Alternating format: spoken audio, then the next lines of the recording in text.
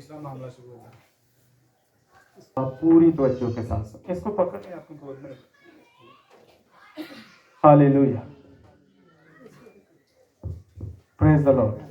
तो हमने देखा यहाँ पर कि मुकद्दस दाऊद के बहादुरों में से 30 बहादुर थे। उसके पूरे लश्कर में से 30 बहादुर ऐसे थे। अगर ये लिस्ट आप पढ़ना भी चाहें तो घर में भी जाकर इसको आप थोड़ा सा और भी आगे पढ़ेंगे। दूसरा सैमुएल उसके 24 आयत से 39 आयत तक वो 30 बहादुरों का जिक्र है, इसी चैप्टर के अंदर लास्ट पे लिखा हुआ है। तो 30 बहादुर थे मुकद्दस दाऊद के फौज के, और वो इन 30 लोगों को, इन 30 सुरमाओं को जहां कहीं भी भेजता था, ये कभी भी नाकाम वापस नहीं आते, कभी नाकाम वापस नहीं आते। ये 30 जो बहादुर लोग थे, जो सूरमा थे, दाऊद के साथ थे, इन्होंने दाऊद का बहुत साथ दिया। जहां कहीं दाऊद इनको भेजता था, ये जाते थे। हालेलुया, हमेशा कामयाब वापस लौटते थे। और इन 30 बहादुरों में से 3 बहादुर थे जो 30 के ऊपर बहादुर थे। यानी ये 30 जो थे, इनके ऊपर भी 3 ऐसे थे जो इनसे भी ज्यादा बहादुर थे, सूरमा थे। और यहां पर उन तीनों का जिक्र किया गया है कि जब मुकद्दस दाऊद मैदान जंग में था, तो उसने एक ख्वाहिश जाहिर की अपने दिल की। गौर से सुनिएगा, अपने बहादुरों के सामने, अपनी फौज के सामने, अपने सिपाह सलारों के सामने मुकद्दस दाऊद ने अपनी ख्वाहिश जाहिर की। और ख्वाहिश क्या थी? ख्वाहिश ये थी कि काश कोई मुझे उस कुएं का पानी पिलाए जो बैतलहम के फाटक पर है।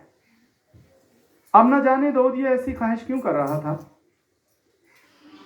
लेकिन दाऊद ने ये ख्वाहिश की, उस कुएं का पानी पीना चाहता है।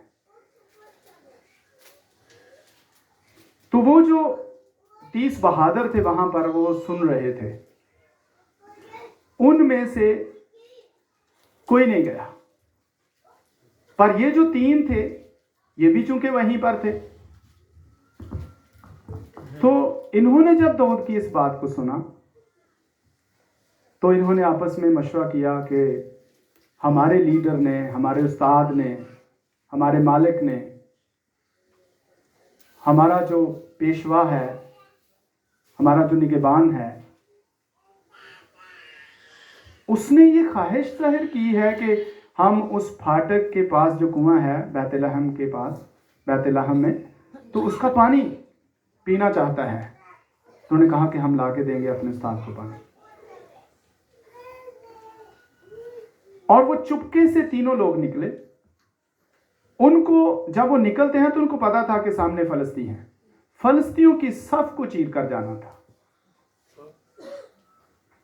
वो जो फौज है, अलर्ट फौज जो होती है, लश्कर जो खड़ा होता है जंग के लिए, उस लश्कर के बीच से जाना है। और ये आम काम नहीं था कि आगे दुश्मन खड़ा है और अलर्ट है, पूरी की पूरी फौज है, तो वो कहते हैं कि नहीं हम लेके आएंगे। आपका क्या ख्याल है, कैसे बहादुर थे फिर ये?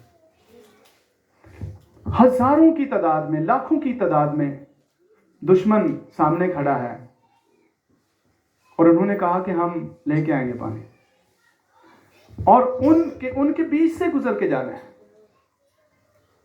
यानी कि उनको कत्ल करके जाना है, उनको मार के जाना है, रास्ता बना के जाना है पानी लेने के लिए।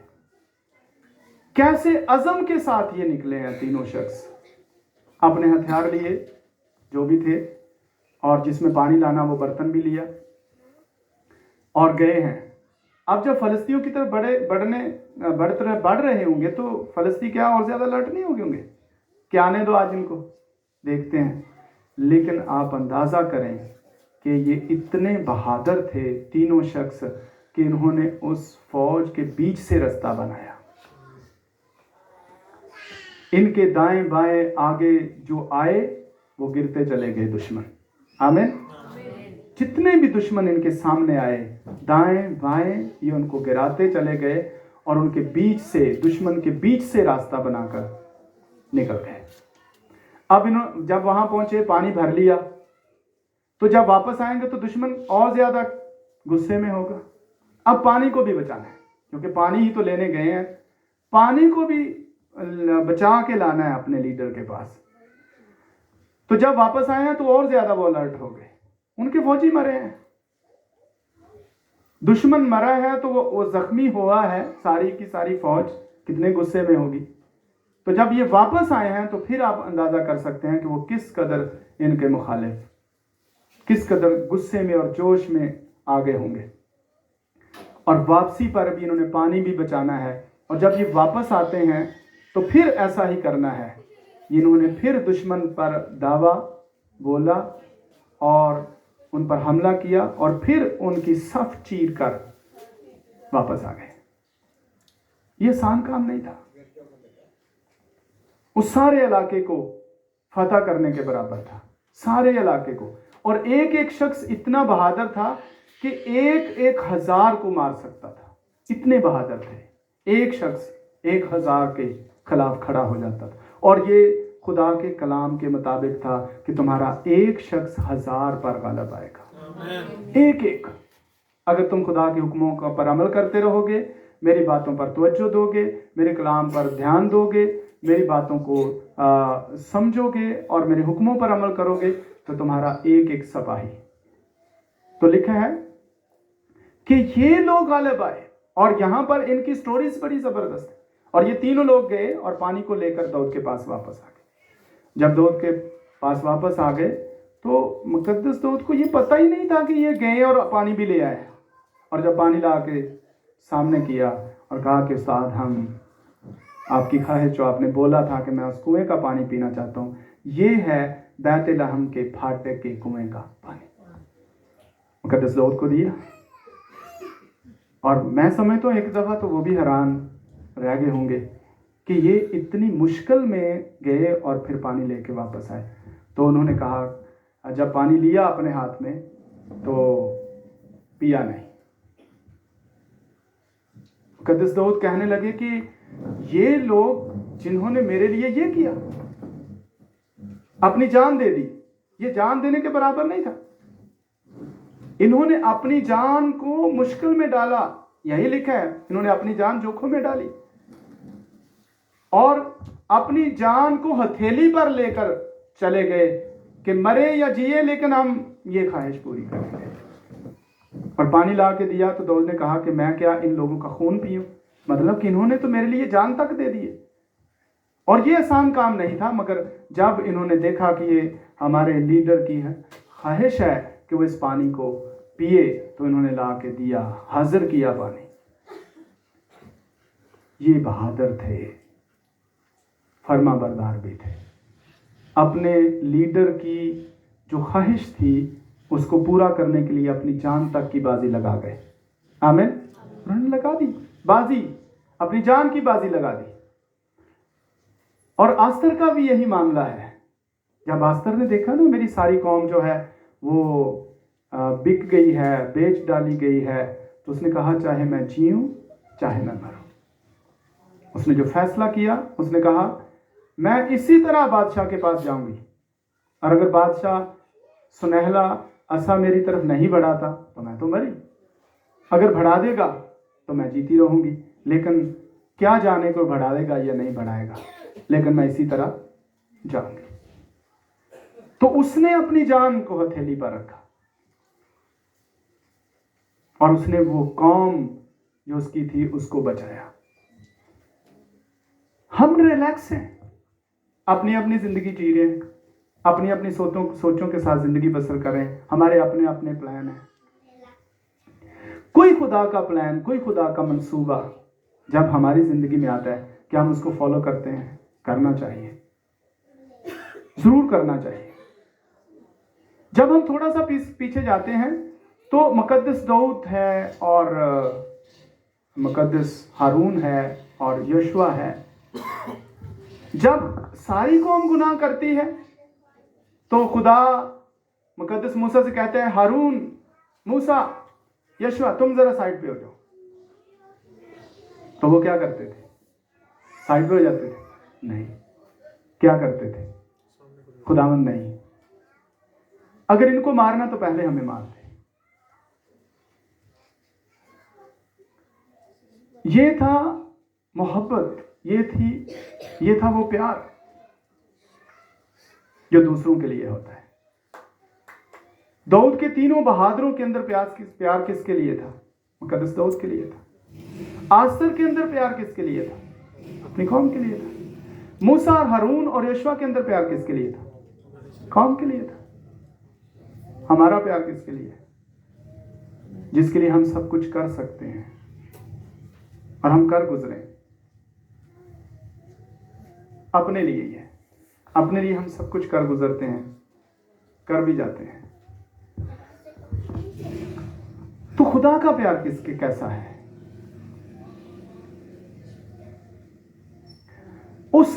खुदा ने अपने प्यार को हमारे लिए इस तरह जाहिर किया। यीशु मसीह ने अपना प्यार हमें दिखाया। खुदा ने प्यार किया और उसने सारी दुनिया के लिए अपने प्यार का इजहार किया। खुदा ने अपना बेटा दे दिया दूसरों के लिए, दुनिया के लिए। और फिर दुनिया भी क्या है? क्या हम फख्र कर रहे हैं आज, हम बड़े अच्छे हैं, ये हो गया, वो हो गया। उस वक्त की हालत हमारी क्या है? बाइबल मुकद्दस बयान करती है कि जब हम कसूरों में और गुनाहों में ही थे।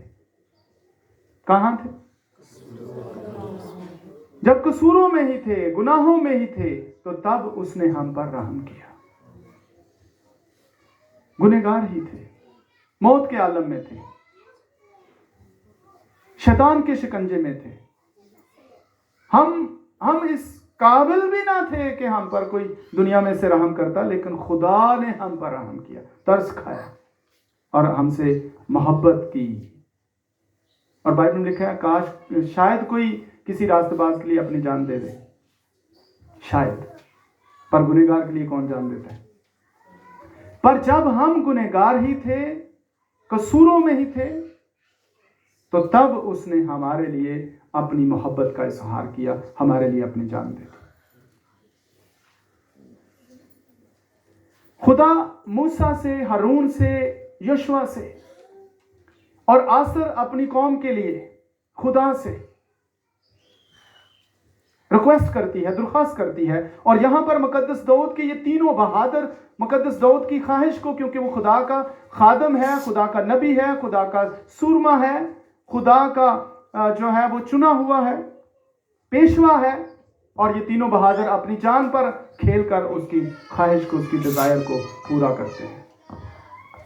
हमने कभी दूसरों के लिए जीना नहीं सीखा, हमें दूसरों के लिए जीना। बहुत से लोग ऐसे होते हैं जिन पर मैं आपको बताना चाहता हूं कि कुछ लोग ऐसे होते हैं जिनके ऊपर 20%, कितना 20% उनके ऊपर काम किया जाता है, 20% उनके ऊपर जो है वो वर्क किया जाता है, या यूं समझे कि उनके ऊपर जो कास्ट आती है वो 20% है, लेकिन उनका फ्रूट 80% होता है। कितना? 80%। किसी के ऊपर 20% जो है वो खर्च करके, तो फ्रूट कितना? 80%। और कुछ लोग ऐसे हैं जिनके ऊपर 80% जो है खर्च कर दिया जाता है, तो फ्रूट 20%। हम में से वो ऐसे ही लोग, ऐसे ज्यादा हैं, ज्यादातर ऐसे लोग हैं जिनके ऊपर खुदा 80% तक खर्च कर देता है, लेकिन उनका रिजल्ट, उनका फ्रूट 20% से आगे नहीं जाता। 20%। अदारों के अंदर बहुत से ऐसे लोग हैं, ऐसे लोग अदारों के अंदर बहुत हैं, हुकूमती अदारों के अंदर, प्राइवेट अदारों के अंदर, बहुत सी तंजीमों के अंदर, बहुत सी कंपनीज के अंदर, बहुत से अदारे ऐसे हैं जिनके ऊपर कंपनीज, अदारों के ऊपर और जिन गवर्नमेंट जो है वो 80% तक उनके ऊपर खर्च कर डालती है, और वो गवर्नमेंट को 20% भी देते हैं। इतना फ्रूट भी नहीं है। और बहुत से लोग ऐसे भी हैं जिनके ऊपर गवर्नमेंट सिर्फ 20% ही खर्च करती है और वो 80% तक उनको रिजल्ट देते हैं। क्या हम कुछ दे रहे हैं? और एक वाहिद बादशाह ऐसा है, सुनिए,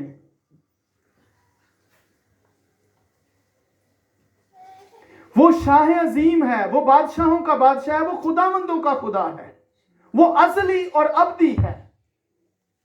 उसका नाम यहोवा है, वो हमारा बाप है।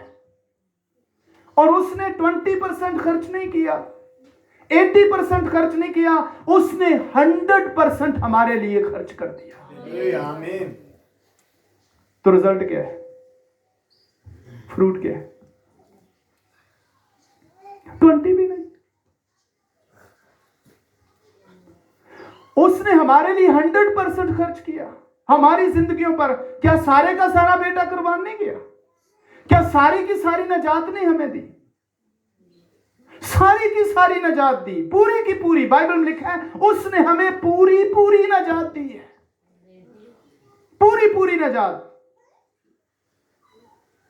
और पूरी की पूरी बादशाही के वारिस बनाया और अपने फर्जंद बनाया, आसमानी मकामों पर बैठाया, हमारे सारे के सारे गुनाह बख्शे या नहीं, पूरा 100% उसने हमारे लिए खर्च किया। हमने क्या रिजल्ट दिया? कहां पर है? वो वाहिद एक ही है जिसने 100% हमारे लिए खर्च कर दिया। और जिनके ऊपर खर्च किया उनका फ्रूट क्या है? क्या फ्रूट है? फ्रूट फर्मा बरदारी को कहते हैं।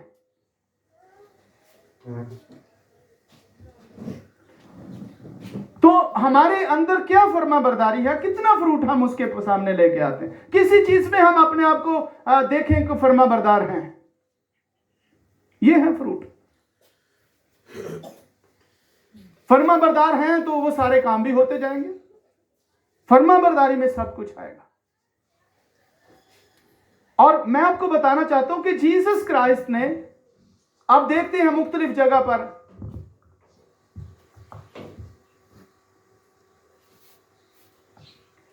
कि जब यायर की बेटी को खुदावंद यीशु मसीह ने जिंदा किया तो 3 जो जीसस के शागिर्द थे, टोटल कितने शागिर्द? 12 शागिर्द थे जीसस के।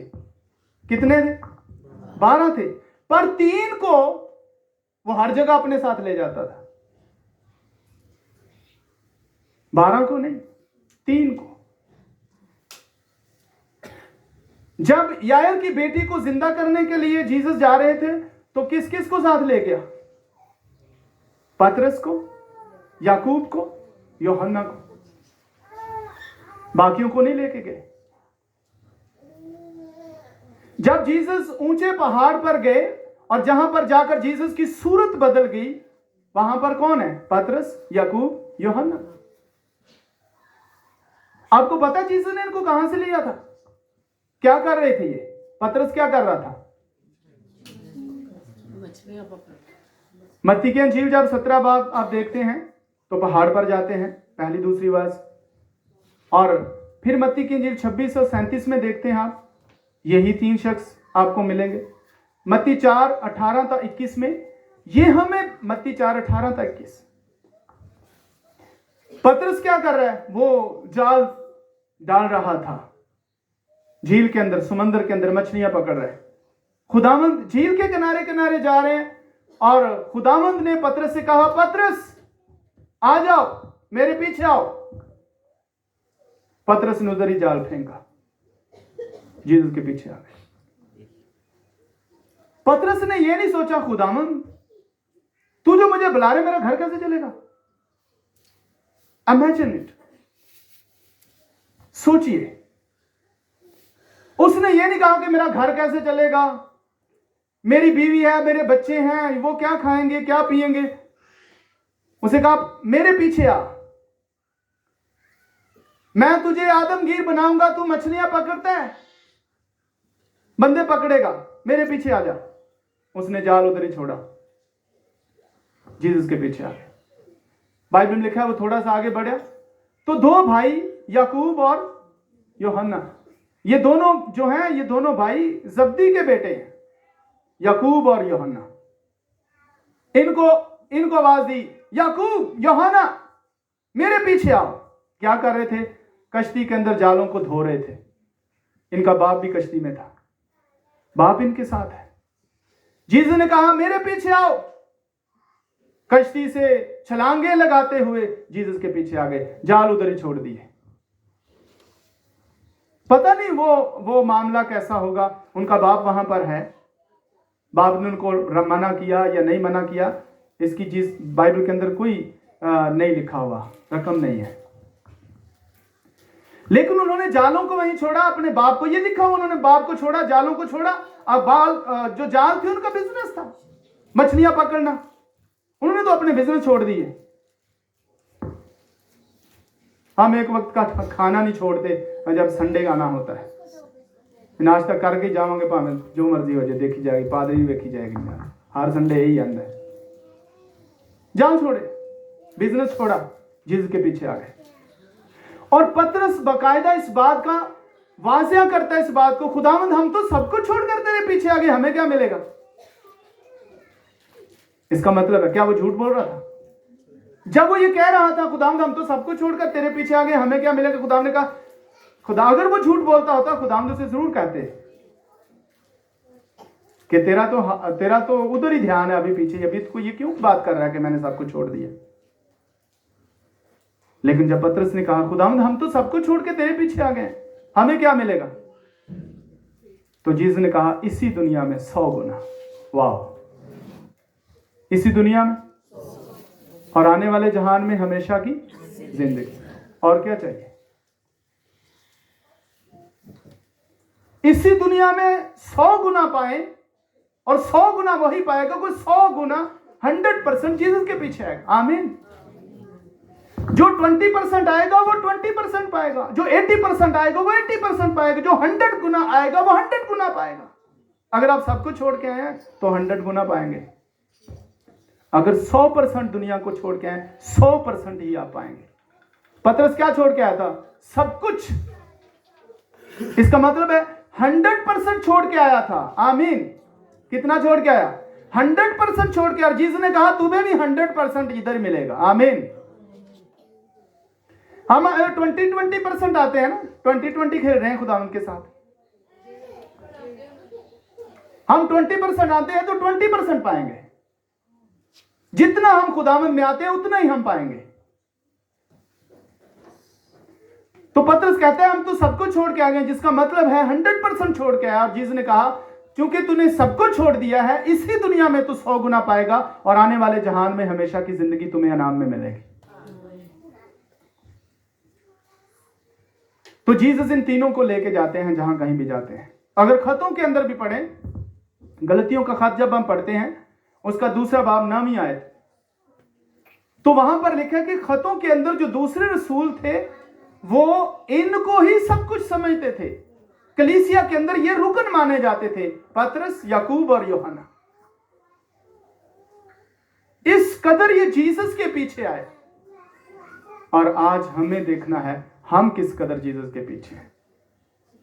क्या जीसस की जो डिजायर है, जीसस की जो ख्वाहिश है, हम उसे पूरा कर रहे हैं या अपनी ख्वाहिशें पूरे कर रहे हैं? अपनी इंसान की ख्वाहिशें तो जिंदगी के आखिरी लम्हा तक भी पूरी नहीं होती। उस वक्त भी पूछा जाता है अच्छा जा रहा है तो आखिरी ख्वाहिश बता दे, क्या करना चाहता है, क्या लेना चाहता है, क्या पाना चाहता है। हाँ, कान में पूछते हैं अब मैंने साढ़े ना गल भी नहीं की, मैं चला गया, अरे आखिरी ख्वाहिश ओदी की सी। हाँ, आखिरी ख्वाहिश तब भी पूछ रहे होते हैं, अभी भी कोई है आखिरी ख्वाहिश? बता दो। जिंदगी के आखिरी लम्हा जब जा रहा होता है तब भी ख्वाहिश की पड़ी होती है, बताया ही नहीं, पता नहीं उहदे दिल च केड़ी गल सी, लै गई है, नाल ही लै गया। ये ख्वाहिशें कभी खत्म नहीं होगी दुनिया की। अब खुदा के दिल को छू के देखें वो आपसे क्या चाहता है, उसके पीछे आए। 100% आए, पूरे आए, और खुदा आपको 100% इस दुनिया में वो तमाम चीजें देगा जिसकी आपको जरूरत है। वो बख्शेगा, वो देने वाला है, और वो कादिर मुतलिक खुदा है। वो हर एक चीज पर कादिर है, सब कुछ कर सकता है, लेकिन हम उसकी तरफ बढ़ ही नहीं रहे, उसकी तरफ आ ही नहीं रहे। इसलिए जीसस जब इन तीनों शख्सों को जहां कहीं भी भेजते हैं, ये जाते हैं और काम करके वापस आकर रिपोर्ट देते हैं। और यही जीसस के जाने के बाद यही वो शख्स हैं जिन्होंने कलीसिया का सर होकर ये लोगों को सिखाया है। कलीसिया में इनको कुछ माना जाता था, सारी कलीसियाएं, सारे लीडर इनसे आकर पूछते थे क्या करना है। और ये जीसस की सारी बातों को पूरा करने के लिए जीसस के खिलाफ कोई बात नहीं सुनते थे। ये दोनों भाई जो हैं, पतरस भी और यकूब और यूहन्ना। इसलिए जीसस ने इनका नाम गर्ज के बेटे रखा था, गर्ज के बेटे, जिसका मतलब है बहुत जल्द गुस्से में आ जाते थे अगर कोई जीसस के खिलाफ बात करता था। और आज चर्चिस के अंदर लोग पादरियों के खिलाफ ग्रुप बना के गल्ला करते हैं। सच्ची बात है, सही बात है, गलत नहीं है। इसी तरह ये, पर ये अपने लीडर से इतना प्यार करते थे, जैसे दाऊद के जो सिपाह थे, दाऊद के जो सूरमा थे, वो दाऊद से इतना प्यार करते थे, अपनी जान तक दे देते थे। और ये शख्स भी अगर कोई जीसस के खिलाफ बात करता था, खड़े हो जाते थे उसी वक्त कि हमारे लीडर, हमारे खादम, हमारा जो चरवाहा है, हमारा जो निगहबान है, उसके खिलाफ क्यों कोई बात करे। और अगर बाहर से तो पता नहीं किसी ने करनी है या नहीं करनी, चर्च के अंदर से लोग इकट्ठे होकर अपने खादम के खिलाफ ग्रुप बना लेते हैं और बातें करते हैं। क्या पाएंगे, क्या मिलेगा?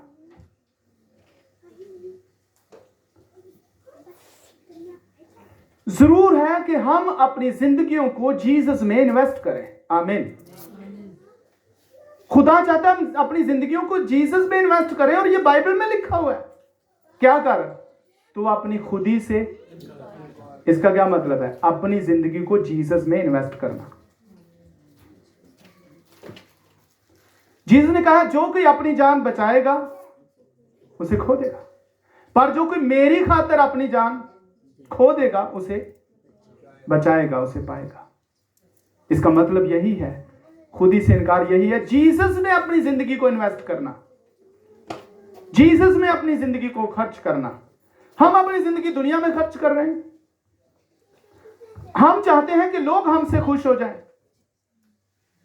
हर शख्स ये चाहता है लोग मुझसे खुश हो जाएं, लोग मुझसे खुश हो जाएं, मेरा दोस्त मुझसे खुश हो जाए, मेरे रिश्तेदार मुझसे खुश हो जाए। वाह जी वाह, बड़ी मदद की थी, बड़ी हेल्प की थी जी, बहुत अच्छा बंदा है। हम लोगों को खुश करने के चक्कर में सारी जिंदगी गुजार देते हैं और खुदा से दूर रहते हैं। पौलुस रसूल कहता है अगर मैं लोगों को खुश करता, आदमियों को खुश करता, फिर मैं खुदा का खातिम, खुदा का बंदा ना होता। हमें दुनिया को खुश करने के लिए जमीन पर जीसस ने नहीं चुना है। ये चुनाव हमारा दुनिया को खुश करने के लिए नहीं है। हमारा चुनाव इसलिए किया गया है ताकि हम खुदावंद को खुश करें कि उसकी मर्जी क्या है हमारी जिंदगी में। इसलिए हमें उसकी जिंदगी को फॉलो करना है और उसके हुक्मों को मानना है। वो जो कुछ हमसे चाहता है हमें वो करना चाहिए। जीसस को खुश करें, उसकी हमारे लिए, हमारी जिंदगी में क्या डिजायर है, वो हमसे क्या चाहता है, उसकी मर्जी दरियाफ्त करें, उसकी मर्जी को पूरा करने की कोशिश करें। तब जाके हम खुदावंद की हजूरी में मकबूल ठहरेंगे और इसी दुनिया में 100 गुना पाएंगे। आमीन। तो मेरे अजीजों, जरूर है कि हम इस चीज पर गौर करें कि कहां हम अपनी जिंदगी इन्वेस्ट कर रहे हैं, कहां हम अपनी जिंदगी खर्च कर रहे हैं, जीसस के लिए या लोगों के लिए, किन को खुश कर रहे हैं। इसलिए बहुत जरूर है खुदा की शुक्रगुजारी कीजिए। आमीन। और मैं आपको बताना चाहता हूं कि एक वक्त है आपके लिए कि आपको खुदा क्या करेगा, सरबुलंद करेगा। आमीन। और इनकी खिदमत देखें, इन तीनों लोगों की। जब जीसस को इन्होंने अपने आप दे दिया, तो आप जब खिदमत देखते हैं इन तीनों लोगों की, तो आप देखेंगे कमाल की खिदमत है। जिसने कहा कि मुझसे जुदा होकर तुम कुछ नहीं कर सकते, और फिर जीसस ने कहा कि तुम मुझसे बड़े बड़े काम करोगे मुझ में रहते हुए। पहले मुझ में रहोगे, फिर बड़े काम होंगे। आप देखें, जीसस ने 3.5 साल गालिबन खिदमत की। कितने लोगों को बचाया जीसस ने? हेलो, कितने लोग बचे? 120। जीसस ने जो 3.5 साल खिदमत की, उसमें 120 ही लोग थे जो वफादारी के साथ जीसस के पीछे थे। और जिसने कहा तुम मुझसे क्या करोगे? बड़े काम करोगे। और ये वो शख्स है पतरस, जिसने पहले ही वाज में, आमीन, 3000 लोगों को जिंदगी में दाखिल कर दिया।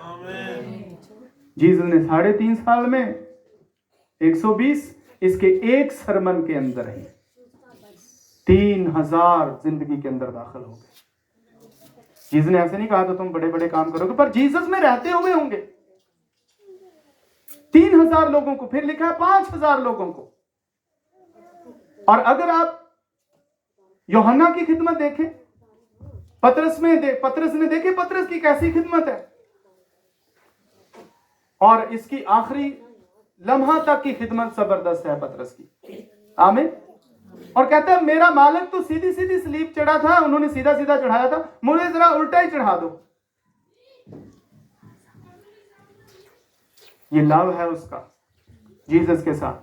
कहता है मैं सीधा नहीं स्लीप चढ़ना चाहता, मुझे उल्टी चढ़ाओ, क्योंकि सीधा मेरा मालिक स्लीप चढ़ाया गया था और मुझे उल्टी चढ़ाओ, ताकि याद रहे मैं उससे प्यार करता हूं।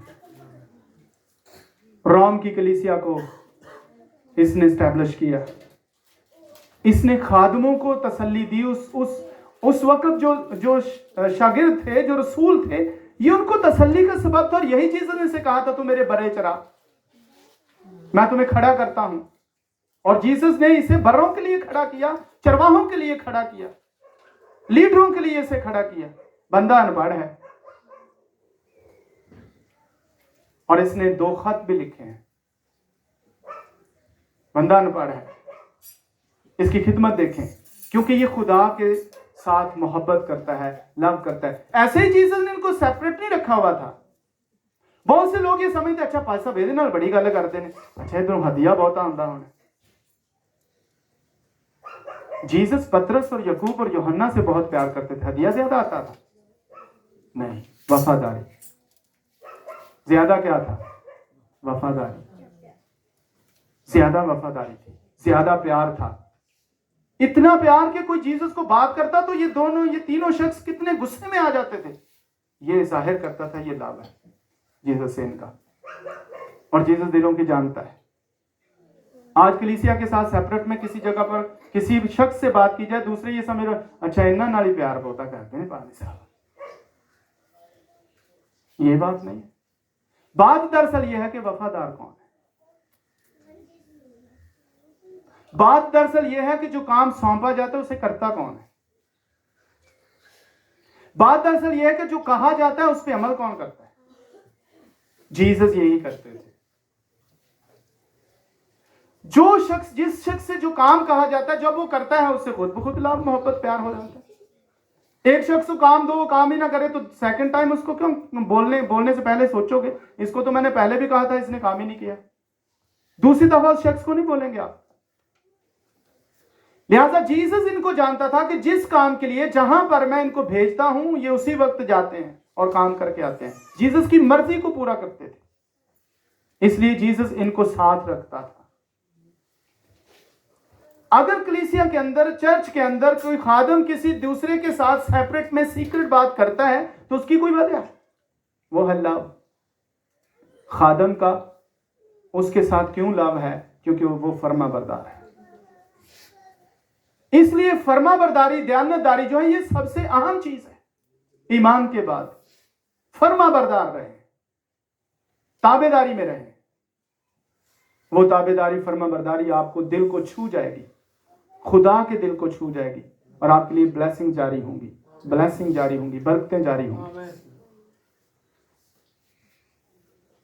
तो ये मत सोचें कि पास्टर जी इनके घर में जाते हैं या उनके घर में नहीं जाते, या मेरे घर में क्यों नहीं आते। सबसे प्यार होता है, सबसे मोहब्बत होती है, लेकिन जो अपने प्यार का इजहार करता है, जो बताता है और फर्माबरदार होता है, जिस तरह कहा जाता है उस तरह करता है, तो फिर जाहिर है उसके लिए वक्त निकालना पड़ता है। यही सबब था कि यीशु मसीह पतरस और यूहन्ना और याकूब से प्यार करते थे। क्या इसका ये मतलब तो नहीं है कि वो दूसरों से प्यार नहीं करते थे? नहीं करते थे, सबसे प्यार करते थे, लेकिन ये चूंकि ज्यादा फर्माबरदार थे इसलिए ज्यादा इसकी तरफ तवज्जो थी। तो जो फर्माबरदारी में आप खुद अंदाजा करें, जो हम माँ बाप हैं, ज्यादातर जो बच्चे ज्यादा फर्माबरदार होते हैं, माँ बाप की खुद ब खुद उनके ऊपर तवज्जो ज्यादा होती है। तो फर्माबरदारी जो है ये बहुत ताकत रखती है, ये तवज्जो को खींच लेती है। इसलिए फर्माबरदारी करें, खादम की फर्माबरदारी करें। खुदावंद की फर्माबरदारी का मतलब फरमान बरदार होना, यानी हुक्म को अपने ऊपर लेना, हुक्म को मानना, हुक्म को पूरा करना। और यही तो खुदा चाहता है, अगर तुम मेरे हुक्मों को मानो और मेरी बातें तुम में कायम रहे तो जो चाहो मांगो। हाँ, यूहन्ना की इंजील 15वें बाब की 7वीं आयत है, अगर मेरी बातें तुम में कायम रहे तो जो चाहो मांगो, तुम्हारे वास्ते हो जाएगा। जिसका मतलब यही है कि अगर आप खुदा के कलाम को पूरा करते हैं, फर्माबरदार रहते हैं, आपकी जिंदगी ब्लेस्ड होती है। और ये पतरस की हमने खिदमत देखी, और याकूब की खिदमत देखें, और यूहन्ना की खिदमत देखी। यूहन्ना ने एक अंजील लिखी, 3 खत लिखे, और वाओ जबरदस्त मकाशफा लिखा। आमीन। ये खिदमत, यूहन्ना की खिदमत देखें, कैसी बड़ी खिदमत है। और ये शख्स आखिरी वक्त में इसको उबलते हुए कड़ा के अंदर डाला गया। तेल का कड़ा उबलता हुआ था, उसके अंदर डाला गया यूहन्ना को, कि इसका कबाब बन जाए, इसकी जिंदगी खत्म हो जाए, ये मर जाए। लेकिन बाइबल में तो नहीं लिखा। तारीख बयान करती है कि इसको जब तेल के उबलते हुए कड़ा के अंदर डाला गया तो इसको कुछ भी जरर नहीं पहुंचा, कुछ भी,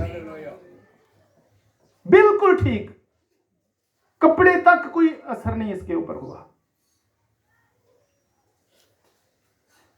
उबलता हुआ तेल का कड़ा, इसके ऊपर कोई असर अंदाज नहीं हो सका। और यही जीसस ने कहा था, मैं दुनिया के आखिर तक तुम्हारे साथ हूं, कोई चीज तुम्हें जरर नहीं पहुंचा सकती, कोई चीज, कोई का मतलब कोई नहीं जरर पहुंचा सकती, लेकिन उसके साथ हमें जुड़ा हुआ रहना पड़ेगा, उसके हुक्मों की फर्माबरदारी करनी होगी, हम उसके हुक्मों को मानेंगे, फिर दुनिया की कोई ताकत हमें नुकसान नहीं पहुंचा सकती। आमीन। और याकूब की क्या खिदमत है? पतरस की खिदमत बता दी, यूहन्ना की खिदमत आपके सामने है, तो याकूब की क्या खिदमत है? याकूब की इन दोनों से ज्यादा खिदमत है। अगर अमाल की किताब पढ़ते हैं तो वहां पर याकूब वो पहला शाहिद है। याकूब ने अपनी जान दे दी है जीसस के लिए।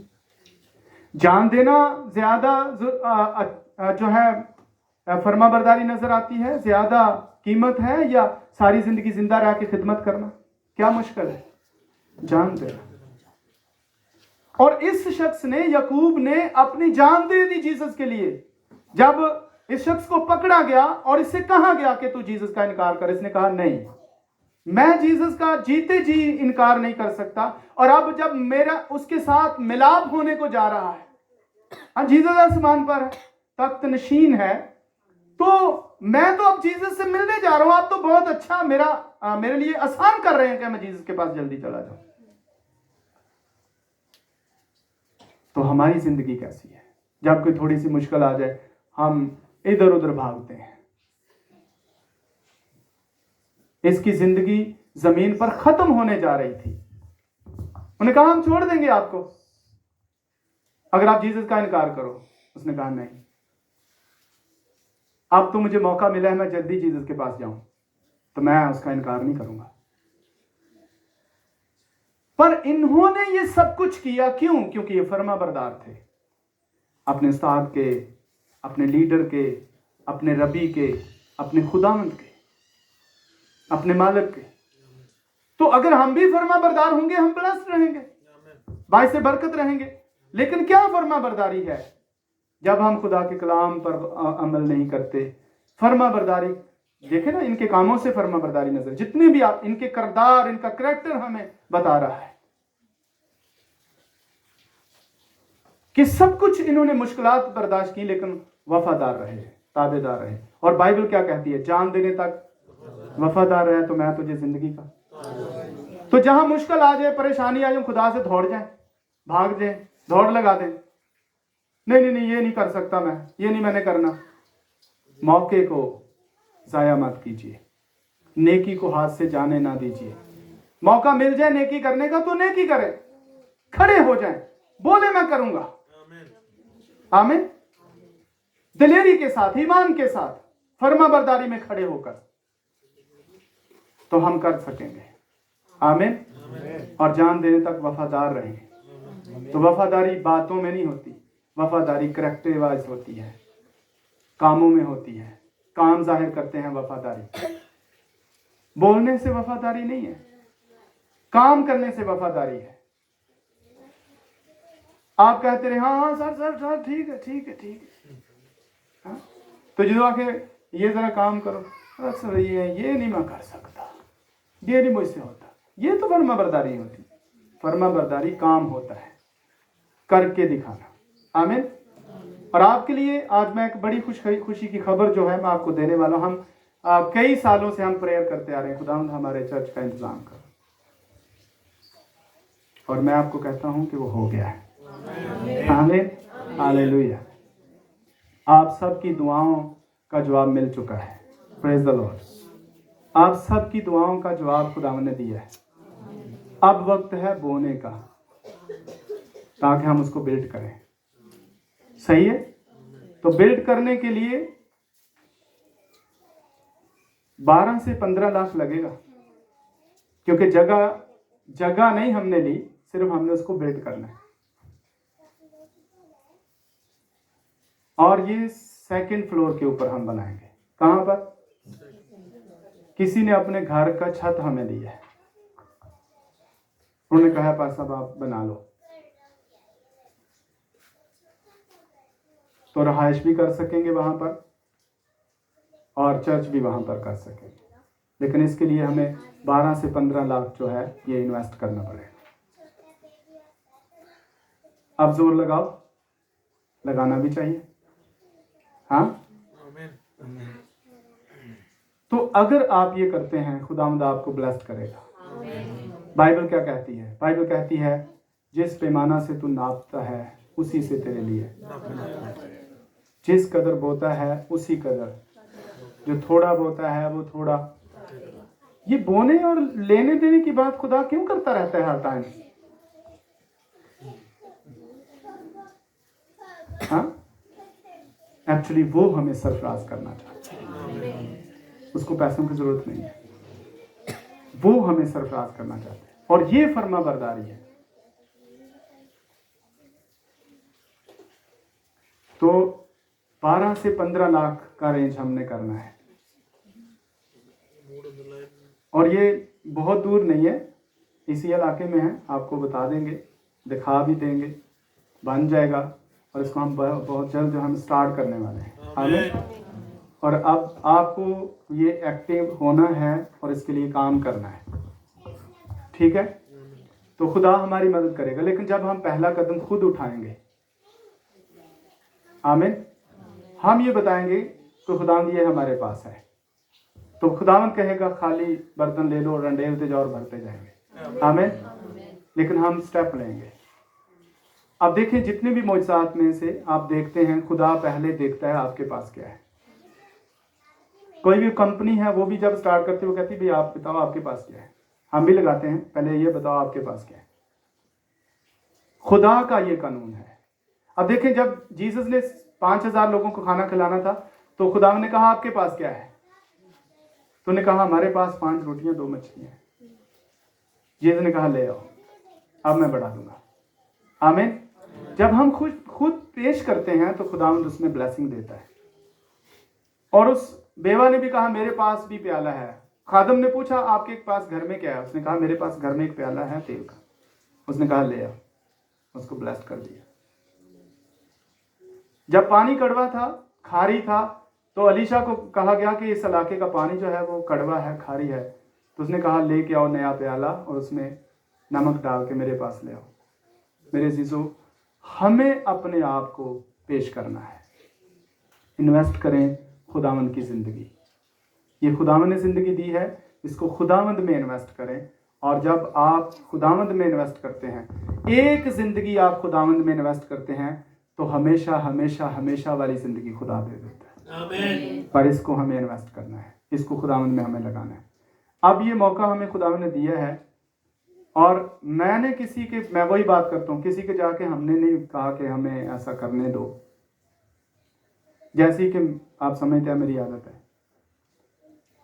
ये मत सोचें कि हमने किसी को कहा होगा प्लीज जरा मेहरबानी कर दो हमें ऊपर बनाने दो। नहीं, हमने सिर्फ प्रेयर्स की हैं, हमने सिर्फ खुदावंद से कहा है खुदावंद हमारे लिए इंतजाम कर, हमारे लिए राह निकाल। और मैं आपको बताता हूं कि अब पिछले संडे पता है हमने कुछ बोला था, क्या बोला था हमने, कि हम आज क्या कर रहे हैं, कलीसिया की नए तौर पर हम क्या कर रहे हैं, बुनियाद रख रहे हैं। और उसी संडे के बीच बीच में खुदा ने काम कर दिया। हम नए तौर पर खुदाम की कलीसिया की बुनियाद रख रहे हैं। और अब खुदाम ने हमारे लिए जगह निकाली है कि हम बढ़ेंगे खुदाम के फजल से। आमीन। हम बढ़ेंगे क्योंकि खुदाम ने हमारे लिए राह निकाली है। आमीन। तो जब खुदावंद हमारे लिए राह निकाल रहा है, खुदावंद ने हमारे लिए जगह निकाली है, तो अब हम बढ़ेंगे और तरक्की पाएंगे। बहुत से लोगों के अंदर ख्यालात होते हैं, अच्छा ये पादरी ये तो फिर देखो कुछ भी नहीं, तो क्यों नहीं। कुछ चीजें वेट करवाती हैं। खुदा चाहता है कि ये बंदा उस मकाम पर आ जाए ताकि मैं इसको दूं और ये फ्रूटफुल हो। आमीन। सो अभी आपके पास वक्त है, आप अपने जो बैंक बैलेंस हैं उनको हलाएं जलाएं, ठीक है। और ये अब लाखों का काम है, लेकिन खुदा के नज़दीक ये कुछ नहीं है। आपने प्रेयर में ठहरना है, खुदावंद आपके जहन में बात डालेगा, खुदावंद आपके लिए राह निकालेगा, खुदावंद आपको मोटिवेट करेगा, आपको इन्वेस्ट करने के लिए बोलेगा। आप जब करोगे खुदा आपको ब्लेस्ड करेगा।